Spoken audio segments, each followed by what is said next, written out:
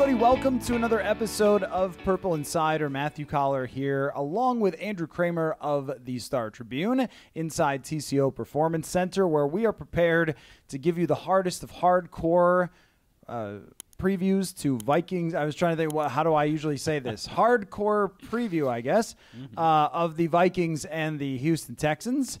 So, two football teams that feel like they're in pretty good shape, Mr. Krammer.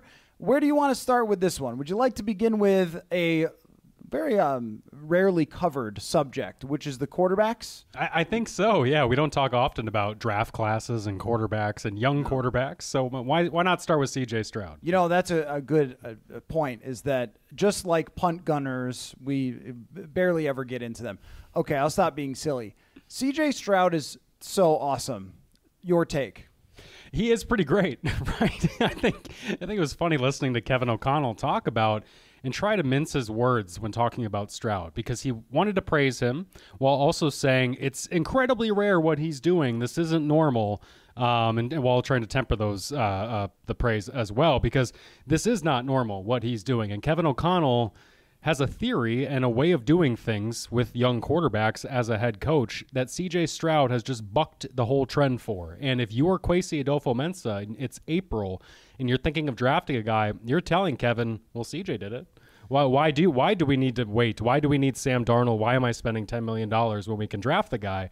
So Kevin went up there and said, like, look, this guy's amazing, all these things, being very, very effusive, and then made the point to say, I felt he would have been most ready to make an immediate impact, to kind of back up his judgment of J.J. McCarthy, who started off as number 3 quarterback here and presumably would have been not the starter week 1, even if he had stayed healthy. So it's fascinating to see what Stroud has done. Also, as Bryce Young in that draft class is getting benched, as Anthony Richardson is losing on the road at Green Bay to Malik Willis. This guy's incredible. He's an NFL unicorn because you just don't see guys do this very often. There's only a handful of examples that we can ever think of. Ben Roethlisberger is one of them, Dak Prescott. But the thing that was similar with those guys is that their franchises were in very good shape.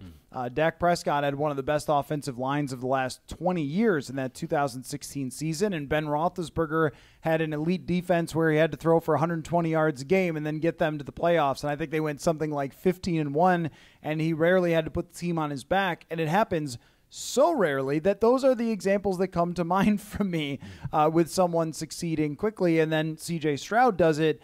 You got a theory? Like, what is it? Now, we shouldn't ever talk about him as some sort of underdog that the league missed on. He went number 2 overall. So he was a freak-level prospect who dominated college football and I'm sure was a 5-star recruit to go to Ohio State. So this isn't some sort of, wow, they found him in a cornfield out there in Nebraska that he just knew how to play football. It's like, no, this guy has been on the radar for a very long time. But why has it happened so fast for him, do you think? Well, you mentioned the good team around him. I think that's a huge component of it. This was not a Carolina situation. What the thought exercise is, what would CJ have been like in Carolina when the offense is getting overturned because maybe the coach doesn't get fired last year, but the offense still hasn't been great. The pieces haven't been great around Bryce Young. It's the exact opposite in Houston, where DeMeco Ryans instilled a new culture, a new defense, and he brought along an offensive coordinator who's brought the San Francisco style and Bobby Slowick coming over there, and you've seen it work. And that's, I think I saw some breakdown of the top 10 passers in the league or something, and it was either in terms of, I think it was EPA per play, and it was either hypermobile guys or Kyle Shanahan, Mike, or Gary Kubiak guys. And those are the systems that are friendly for these quarterbacks that are winning in the NFL right now. And so CJ found himself not only ready personally and ready for the moment, and nothing was too big for him, as Kevin O'Connell mentioned watching him, but he also stepped into a great situation where Nico Collins is developing into a top 5 wide receiver. The dude did nothing at Michigan State. What is he doing developing into that? But that's what he gets. And then they acquire Stephon Diggs. Tank Dell is a weapon that they get. I heard that the front office in Houston is asking Stroud, what do you want in the draft? And he says, how about my friend Cade Stover, a tight end at Ohio State? And then it's a backup guy behind Dalton Schultz, but he might be the starter in 3 years and going to be C.J. Stroud's best buddy. So it's an organizational thing around him where they've embraced this guy, and he's kind of paid off and paid dividends with every investment they've made. So with C.J. Stroud, I think he would have been fine in Carolina. I don't think he would have been this good. I think he's in the category of Allen, Mahomes, where he's sort of undefeatable.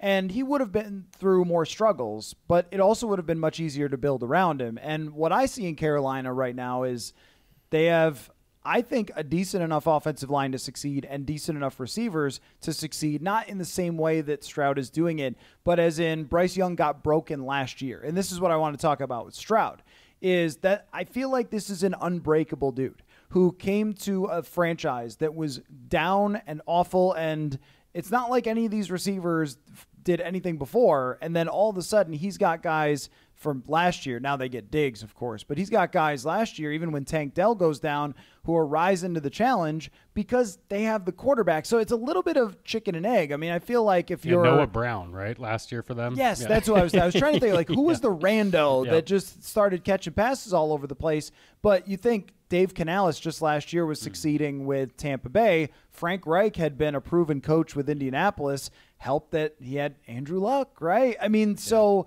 I think that trying to pick apart offensive line is usually a big deal, but then the Texans have not had a great offensive line. This just might be a guy who understands where to throw the football, how to avoid huge mistakes, and has an unbelievable arm, like the perfect combination of Peyton Manning-like stuff. I mean, I don't know, like, what's too far with C.J. Stroud to say it kind of reminds me of someone like Peyton Manning because he's such a savant and he understands the game so well to go along with the physical tools. I don't know if there's any team in the league similar to Burrow. Like, Burrow's first year was really tough, but as soon as they got some players, he was fantastic. I don't know if there's any situation in the league that could have ruined C.J. Stroud. Yeah, if C.J. were running his own offense like Peyton did, then we'll get to there. But I think with Peyton's an interesting comp because you mentioned that you think C.J. could weather a bad start. Well, Peyton did that, obviously, with the Colts, starting 1-15 and being awful his first season and still was not ruined by that. So you're right. I think when I see Stroud enter the game against the Bears, would have been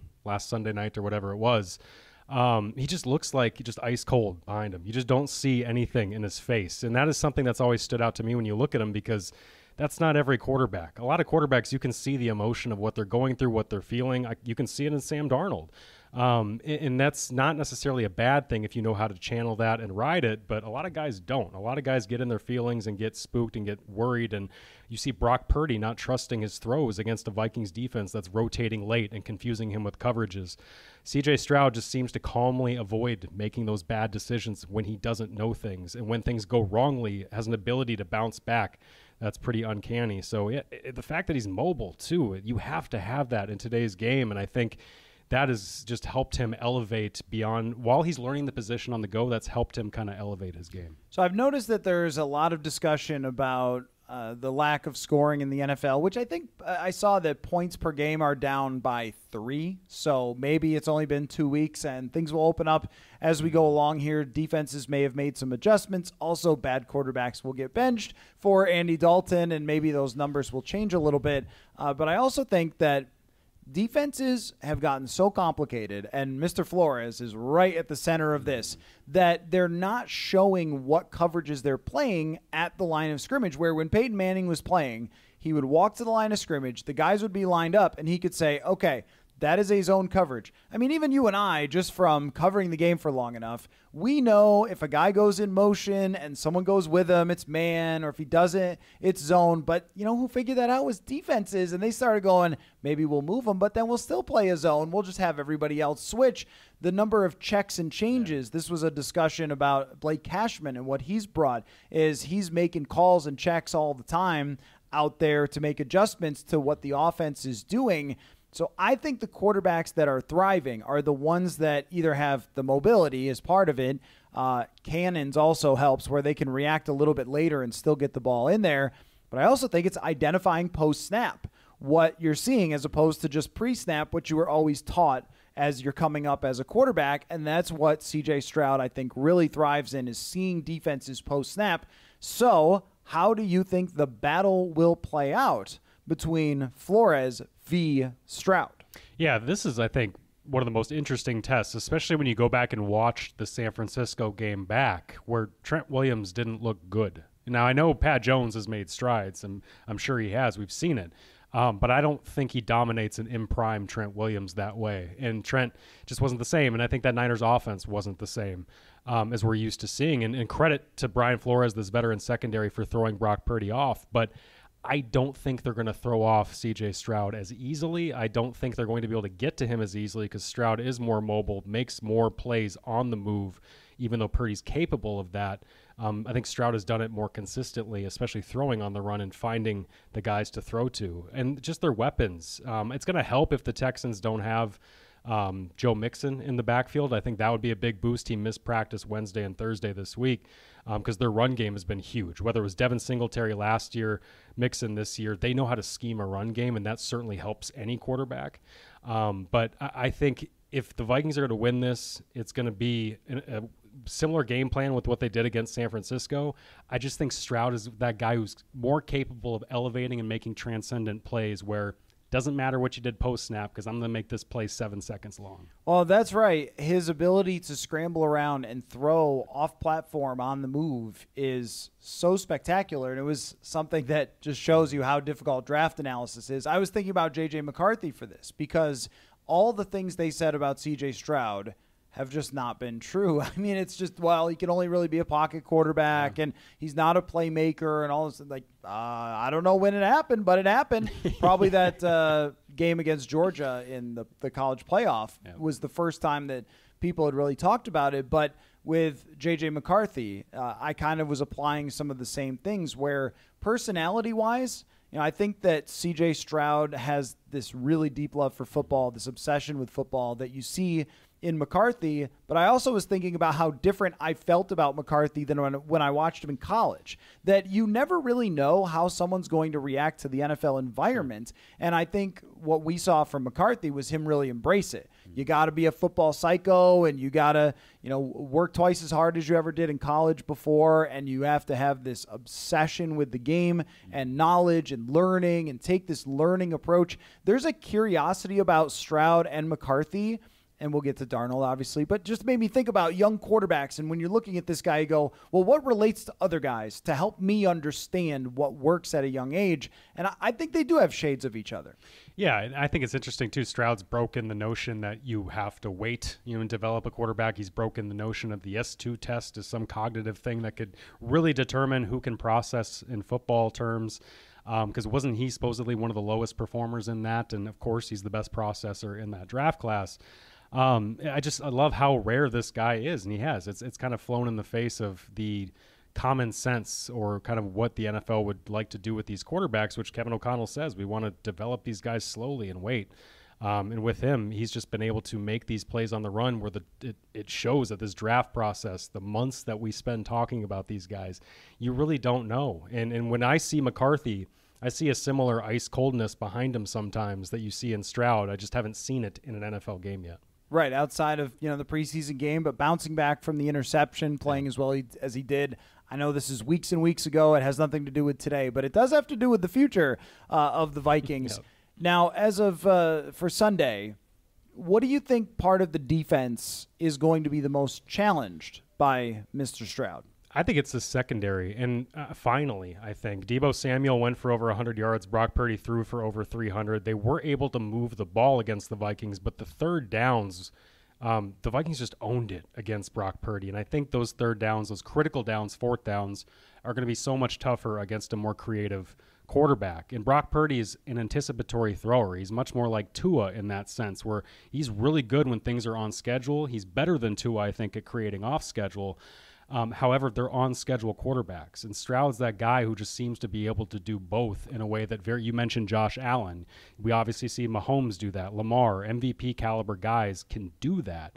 And so I think that's why this Vikings team is going to be stressed in the secondary, where you're going to have to cover longer than you're used to covering, because Dallas Turner's hurt. He had a pretty big brace on his right knee, wasn't at practice today, so he might not play. And if it's just Pat Jones, Van Ginkel, and Grenard, that's a lot of firepower for them. But in the fourth quarter, those legs are going to get heavy chasing Stroud around. This is where Patrick Jones might have to carry it on. Yeah. And not only that, but Jihad Ward has been big for them so far, and I didn't really see that coming, to tell you the truth, but he has been a big addition and goes under the category of now when they sign someone, I'm just going to assume Brian Flores saw something, even if the guy in the past hasn't been a big impact. Bobby McCain, MVP. Exactly. Someone could be 37 years old and have never had good numbers, and Brian Flores signs him and will be like, great signing.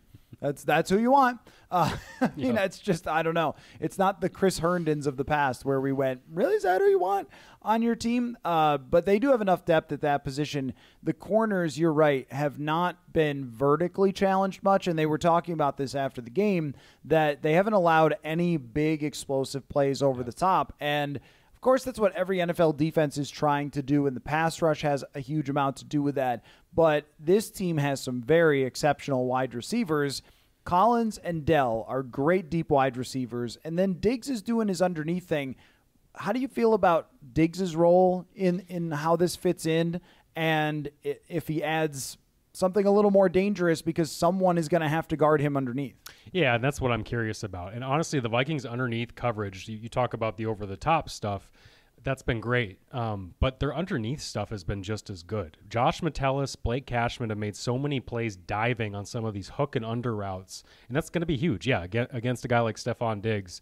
Because the Giants tried to do that with Malik Neighbors a little bit. The Niners tried to do it with Brandon Ayuk, and it didn't really work at times. With Juszczyk, with Mason out of the backfield. And there were just incredible pass breakups that we've seen these guys make in the middle of the Vikings defense. So they're going to have to play incredibly well against Stephon. Nico's the guy, though. I mean, 250 yards to lead the NFL in receiving through 2 games. What is he, 6'4"? The stuff he can do is just incredible on the field right now, and he's become a technician in a way that I never saw, certainly when he was in the Big Ten. So for him to be that guy, that's the guy that they're going to have a Malik Neighbors-style game plan for. And what we saw from the Vikings in Week 1 was it was Stephon Gilmore shadowing Malik Neighbors on almost every down. And the only time that I think Malik's first big play, if I remember correctly, came when Gilmore didn't shadow him for some reason. Big 25-yarder in the middle of a zone off of Shaq Griffin. So I think they're going to have a similar plan where it's a lot of Harrison Smith and buying him over the top. It's a lot of Stephon Gilmore getting in his face, pressing him, trying to slow him down, giving that pass rush enough time. Because, and then, oh, by the way, Tank Dell might go 75 yards. I don't remember, maybe you can come up with an example, another time where one guy was added to a defense and changed so much how I felt about the defense than Stephon Gilmore. When they signed him, of course you're going to kind of go, well, what does he have left and so forth. But my research on that found that if a corner actually gets to that age, they usually play pretty well. But most corners don't get to that age. Yeah. So most of them do fall off. But if you've gotten to your mid-30s, like Terrence Newman, you must be doing it on maybe athleticism that's left over from when you were elite. And he was elite as an athlete, Gilmore, when he came out. But also the intelligence, the toughness, the preparation, all those different things. I was talking to Brandon Powell in the locker room, and I just asked him, what does Stephon Gilmore do to let him still play at this age? And he said he knows your routes before you run them. He is so good at reading body movement. He reads route combinations. Patrick Peterson did the same thing. The athleticism might not be top notch, but he still has such great instincts and all that, the many hours and hours and hours that are built in, that he is still a very good player. If they were playing a Caleb Evans or Fabian Morrow, I would feel different about this defense because I would know that they had a weakness that opponents could take advantage of. And Patrick didn't play under Flores here, right? He left after 2022. Correct. Yep. Yeah, I would have been interested to see how Patrick would have played under Flores here, because I think they're getting more out of Gilmore than they got out of Patrick. And Patrick is a zone defender. He transitioned because he's primarily man, transitioned decently and actually made a lot of plays that 2022 season. But yeah, Gilmore, 2 games in, they just put him on Malik Neighbors, and he kind of shut him down. And there were times where they sent Malik Neighbors on a go, and they would just trust Gilmore to be the only guy on that side of the field. Daniel Jones is really bad at football, so I understand we can't take a ton away from that. However, you're seeing him get in his face and get in receivers' faces, and already to be trusted with a number 1 assignment like that says a lot. I do think it's also noteworthy that when he came here, Brian Flores had a good anecdote where he had mentioned that they called like a check for a blitz, and we were going to send Stephon Gilmore on a blitz. And after the play, he made the Gilmore cracked, "I'm not here to blitz," because he's not. And also, he needs to be healthy. And the fact that he's in his 13th year, same draft class as Harrison Smith, and playing the way he's playing in coverage, you got to keep him healthy. I think a team that beats this Vikings defense is going to learn to run on the perimeter, run at these older guys in the secondary, and try to get at it that way, because if you make Gilmore tackle, then you might slow him down a little bit. Right, and really San Francisco, they put him in a game position where they were not able to continue to run even as much as, and they ran a lot, but they would have run even more had they been leading. But the fact that they were chasing from behind, it was almost like the Vikings could say, well, we're okay with you running and getting 5 yards and 5 yards and running out the clock because you're behind, but you're going to have to create explosive plays if you're actually going to be able to beat us. And they couldn't. They nickeled and dimed, but they did not create big explosive plays. And I think the same thing goes for the Texans, who do not have healthy running backs. And that could be a major problem for them, because that is what Brian Flores, I think, wants you to try to beat him with. Like, go ahead. We've got some fat guys in the middle, and we're just not going to make this easy for you. And I think there has been a trickle-down effect, because if you don't have a Gilmore and it's a Caleb Evans on your top receiver, then it doesn't matter what you do elsewhere. They've got that matchup they could try to take advantage of. But when you don't have one that is obvious that you can go after, and Shaq Griffin, I think, has been the best version they could have asked for so far, then it's all coming together. Health is, of course, a big deal for this. With Sam Darnold, how much do you want to react to what happens this week regarding Sam Darnold? And I mean either outcome. If it doesn't work out very well, if it's just okay, if it's very good, if it's absolutely awesome, like how much, as a very rational gentleman, how much weight do you want to put on what happens this week? Yeah, I was thinking about it in your monologue there, and I don't know, because what we've seen has been so impressive, right? What we've seen, 97-yard touchdown, making some mistakes but bouncing back from them. You know, Fred Warner is probably one of 5 guys in the league who makes that interception. That just does not happen very often. So that one I'm not, taking or putting too much on Darnold, but the one in New York was bad. And you're waiting, I think if you're a skeptic like I have been, you're waiting for the other shoe to drop. You're waiting for him to kind of crumble and make the mistakes that lose you games. But he's won now. He just beat an NFC opponent in a close 1-score game. Could have been a 2-score game that they won that one by.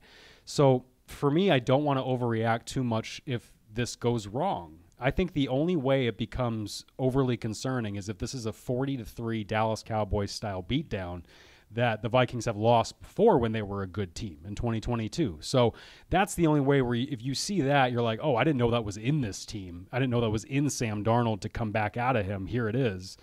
I think that's the only way that this becomes overly concerning. If he makes a bad decision on 3rd down at the end of the game and they lose a tight game, you're thinking this team is who we thought they were. They're a plucky bunch of upstart, retooled roster that's coming for the league and trying to compete with a journeyman quarterback.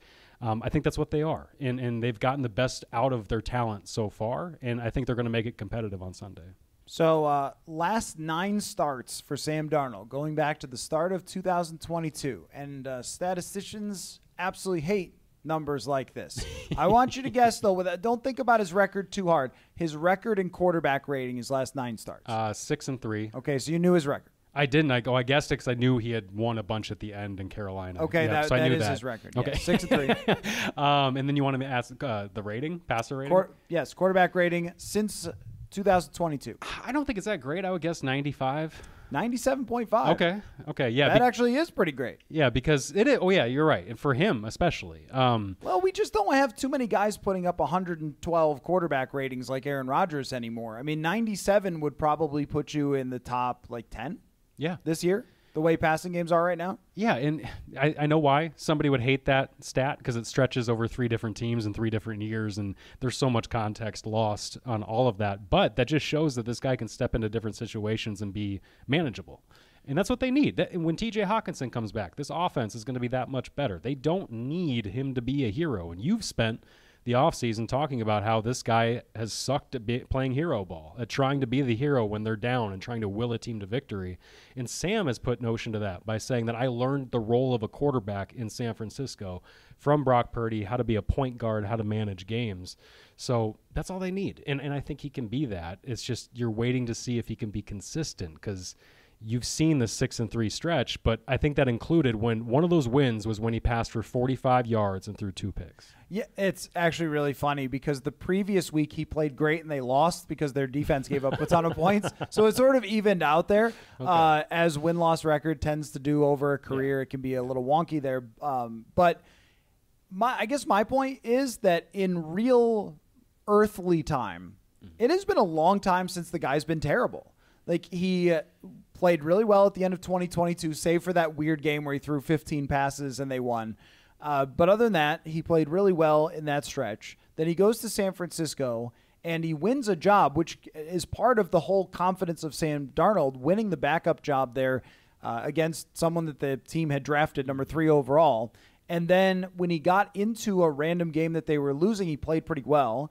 And then his start went just fine for them at the end of the season. He comes here. He has 2 very good games. So now you are building up. It's been a long time since the 2021 Carolina Panthers happened for him. And I think that it's building on itself. And when there's all these, if you just sort of said, hey, there's a bunch of buckets you can draw from in football that build up your quarterback. So 2 offensive tackles that are really great. There's a bucket I'm going to draw from. Although Brian O'Neill had something huge on his arm today. I'm a little concerned about that. The elbow, this giant elbow pad.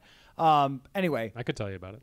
Oh, yeah? Yeah, he's fine. Yeah. It's big. He had an MRI. It was all good. He says you talked about it? Yeah, he played through it, so he's good. He said he took a shot in practice last Wednesday. So you're right, though. It's the same elbow he had an issue with in 2019 and 2020, but he said this is a new injury on it. Oh, so. Okay. Well, he's playing Danielle Hunter, so. it does matter. You're right. It does matter a and little. Ingram, equally sized brace on his tricep. Yeah. Yep. He doesn't need anything else to happen to him. Did that happen when the 49ers guy threw him? Or anyway, that's not the point. We shouldn't obsess over guards when you have a good offensive line finally. Anyway, tackles that can slow down Brian Burns and Nick Bosa, the 2 highest paid players in the league. Okay, there's one bucket. Coach who believes in you and gets wide receivers open with his route combination. There's another bucket. Running game. There's another bucket. The best wide receiver on earth. There's another bucket. I mean, he just has so much here. And I think that what was hard to figure out, even through training camp, is he so lost as a quarterback that even all that can't do anything? I mean, Rick Meyer is the one that, for some reason, because I'm old, comes to mind of teams kept signing Rick Meyer because they thought, oh, yeah, like he was a top draft pick. He'll be fine. And it never worked out for him. It's been tried many times. Let's pick up the guy who didn't work out somewhere else. But in this case, it is very rare that you can draw from every one of those buckets and a defense that makes it so if you screw up, they're going to get a stop on the way back. That's what makes me think, and the growing sample of him playing better going back to Carolina, that there is not a cliff to fall off. Now, there is, I mean, right now he's one of the best quarterbacks in the league, but I don't think that cliff is coming as long as all those things stay intact. Yeah, and I think one of the biggest components is the confidence from the head coach, right? And the play calling from O'Connell, that trusted voice in his ear, and that if something does go wrong, he's not getting the riot act read to him. He's not fearing a mistake. And we see coaches who put that fear in their culture of fear, you say? We've seen that. It was interesting. I heard a story recently. Remember Jalen Redmond getting thrown out of practice in training camp? Defensive tackle. He went inside to the locker room, was fearing at the time that, oh God, the coach is going to come in and just destroy me for this. I'm a nothing defensive tackle trying to make the team. And apparently O'Connell walked in and just said, I'm not mad at you. We just got rules. Just don't do it again. And kind of walked away. It just didn't like, that's how O'Connell handles these things when it's, the other coaches would handle things differently and key mistakes by quarterbacks in critical situations of games.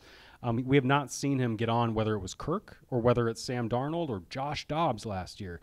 He doesn't rule with an iron fist with these guys. And I think that matters when they're talking about kind of managing the psyche of Sam Darnold. When Josh McCown talks about that, when O'Connell talks about it, they're all doing everything that they can to kind of be mindful of his mindset. Whether it's going over plays he didn't do well after wins or when they eventually lose a game, why they lost it and if he played a part in it. I think that is all such a key component aside from the tackles, the wide receivers, the defense. It's that he's kind of got this wind in his sails that's pushing him that really not every quarterback gets.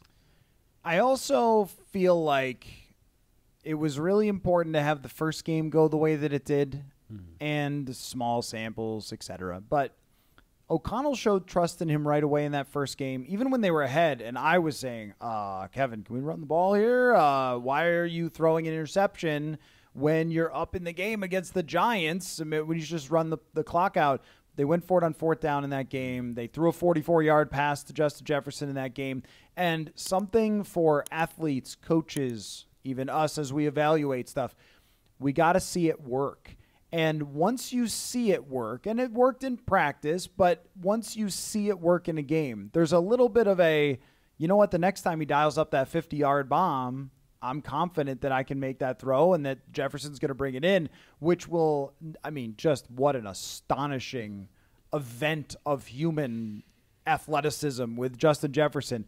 Running by, leaning on the guy. As I watched it over, I just, what an unbelievable route. He kind of leans on the guy, snaps back into the middle of the field. How anyone tracks a football at the speed that he's going at and just brings it in as if nothing is even happening.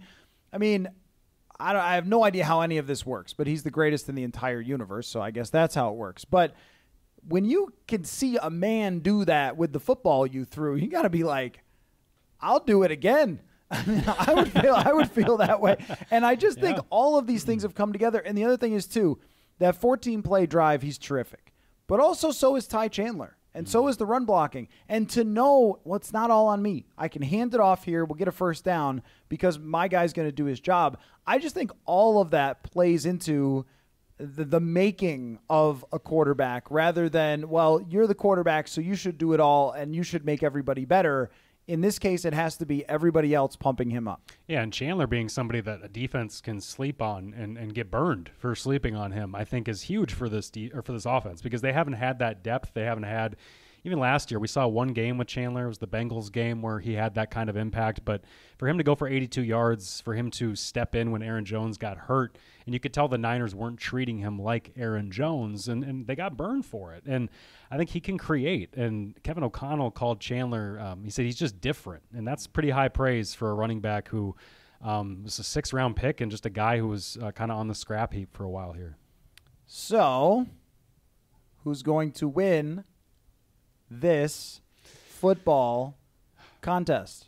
I keep picking them to lose, and I think I'm going to do it again here. I'm not going to do the thing where I pick a different, just to kind of cover all my bases. No, I'm going to pick them to lose. I'll stay consistent. I just think C.J. Stroud is going to make it tougher on this defense.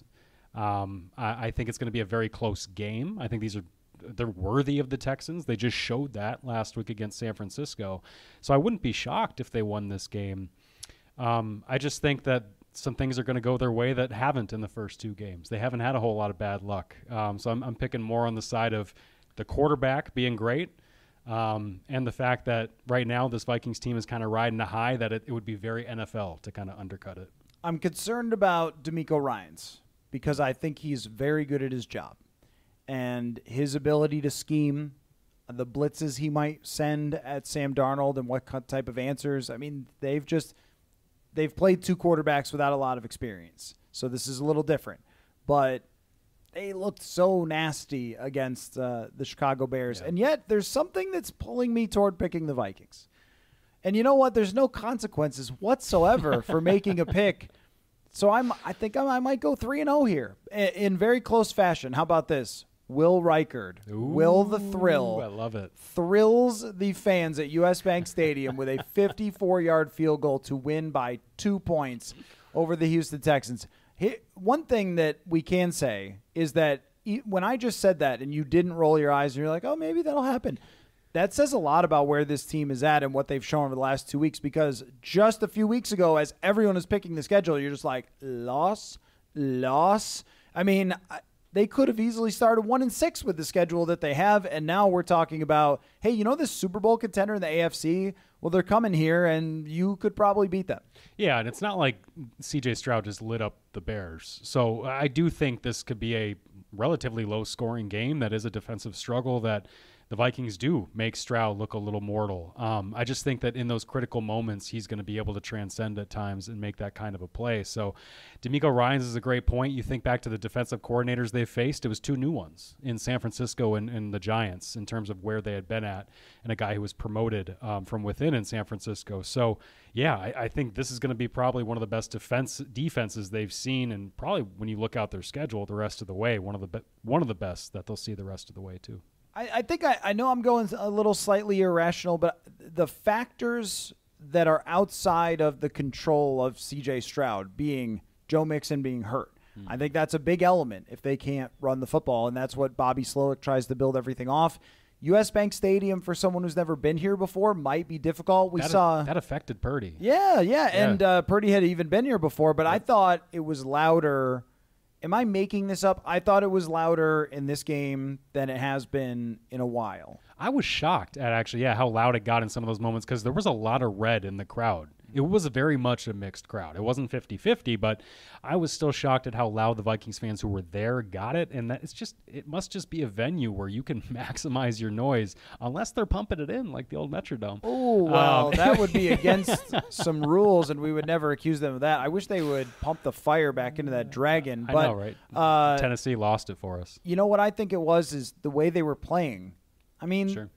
Okay, so maybe 10% of the crowd is too drunk to understand what's going on. But the other 90% of Vikings fans, they know what they're seeing. When they're pressuring Purdy, when they're making stops, when their guys are making plays, there wasn't a feeling in the building of, oh, man, they're probably going to blow this. Not with the way the defense was playing. There is something about defense in a crowd. When you see that other team suffocating and struggling and your guys are making plays, I think that amps them up in ways that the Vikings defense has not really come through with much in the last few years. It's kind of wild, too. This Vikings defense does not have star power. They don't. Their star power is from the 2012 draft class.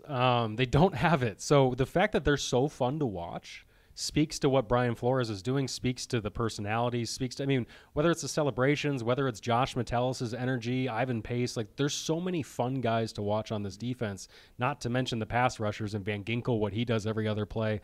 I think you're right. I think the crowd would probably kind of see themselves in that kind of react to that, certainly. Because you come to expect a big play rather than expecting that you're going to give up a 20-yard pass to Mike White or something, as was happening in 2022. Anyway, well, we'll see what happens. That was rough. I'm just going to roll with it. I'm just going to roll with picking the Vikings 24-22.